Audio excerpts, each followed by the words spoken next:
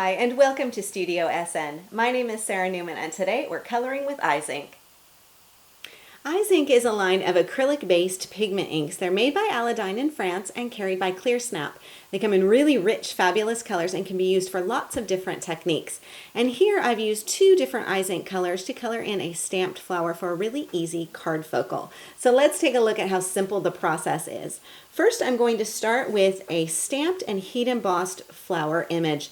Now, to do the heat embossing, of course, you need a couple of different supplies. First and most important is your stamp set. So the stamp that I'm working with is this big, beautiful blossom here. This is from the Fresh Cut stamp set from hot off the press. And this one, as you can see, has lots of nice open images, perfect for all kinds of coloring mediums. So it's great for this technique. You also need, of course, some embossing ink, and I'm working with the Top Boss watermark ink, as well as embossing powder. And this is the Donna Salazar mixed media inks in denim. And I think you can see that beautiful navy blue color. I'm really into navy blue at the moment, and I think it just provides a really nice contrast between the two really bright Izink colors, and yet it's something a little bit different than the standard black that you might think of when you're doing your image embossing. So if you're looking for something different, you might try a denim or a navy. So of course then I went ahead and heat set that, and now I have a really nice crisp image. The raised areas here will kind of help to hold in the color as I'm applying it. Now the two Izink colors that I'm working with, I showed you briefly, and here they are again. I've got the gentian, which is this really vivid yellow, and I have the rose, which is a bright pink. Now these are bright in the bottle, they're going to be bright out of the bottle too, which means I can use them full strength. I can also dilute them, which is what I'm going to do in this case. So I'm going to set aside my flower for a moment, bring in my palette, and this is a clear acrylic stamping block. And what I'm going to do is make up my watery rose. So as I'm getting in here with the dropper, you can see how nice that dropper applicator is on there. And I'll just put a little bit of the rose onto my palette. And then I'm going to spritz it with water. So I'm setting aside my image there so I don't get any kickback from that. And then I'm going to just kind of sweep up some of this excess water on here. Then I'm going to bring back in my image, and I'm working with a flat brush, mixing in some of the ink and the water, and I'm just going to paint this on top. Now because I am cutting out this image, I'm not worried about staying inside the lines. So I'll just come along here and cover the entire image.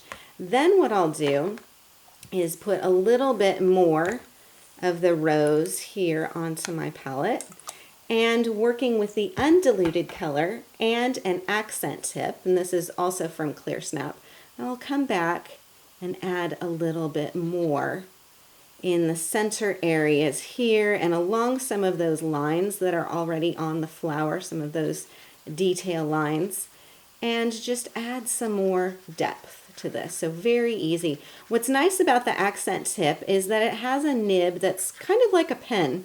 So unlike a brush that has bristles that will sort of splay out, this is just one solid nib, and so it stays in, gives you a lot more control.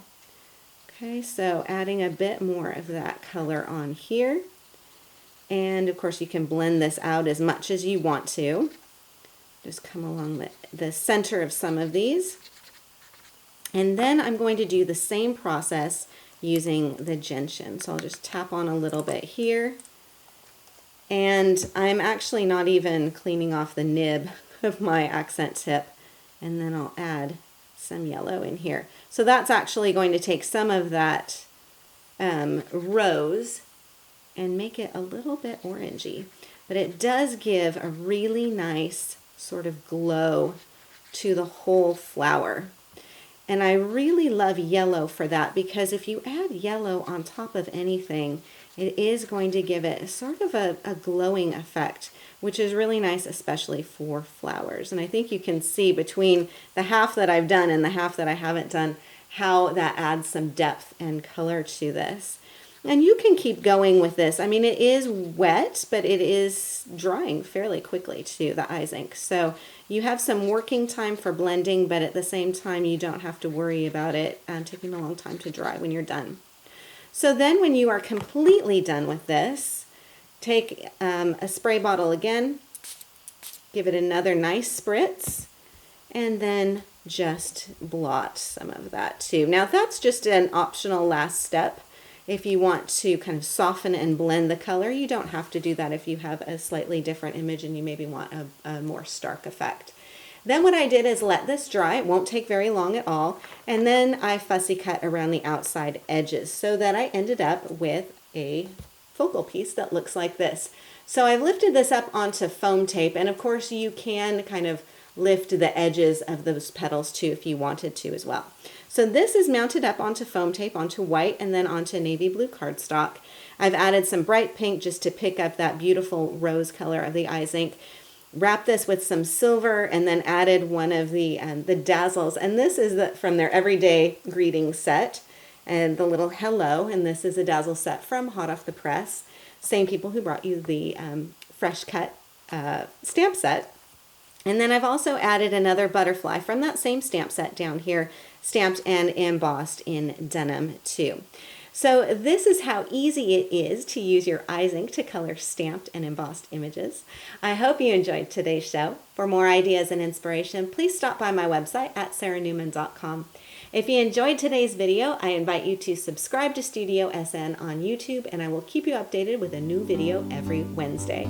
Thank you for joining me on Studio SN, and I'll see you again next time.